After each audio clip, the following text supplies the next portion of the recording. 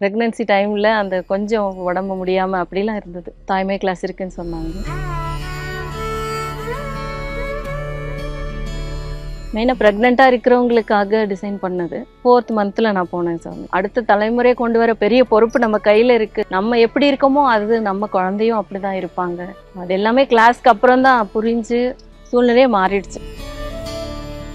சத்குரு கூட அவரோட கைடன்ஸில் இருந்த மாதிரி இருந்ததுங்க சாமி. ஒரு நாளும் கிளாஸ்க்கு அப்புறம் ஃபுட் கான்சியஸ் ப்ளஸ் ப்ராக்டிஸ் ரெகுலராக பண்ணுறது. ப்ராக்டிஸ் பண்ணதுனால டெலிவரி டைம்லேயும் சிசேரியன் பண்ணாமல் நார்மல் டெலிவரி ஆகும். ஒரு வீக்கு ஹோம் ஒர்க் பண்ணுறது, குழந்தைக்காக ஏதாவது ஒரு ஆர்ட் அண்ட் கிராஃப்ட் ஏதாவது பண்ணி எடுத்துகிட்டு வாங்கன்னு சொன்னது ரொம்ப சந்தோஷமாக இருக்கும். வளைகாப்பு வீட்டில் பண்ணலங்க சாமி. இங்கே டெம்பிள் தேவி டெம்பிளில் தான் பண்ணோம். ரொம்ப கிராண்டாக பண்ணியிருந்தாங்க. அந்த நாளே ரொம்ப ஸ்பெஷலாக இருந்தது.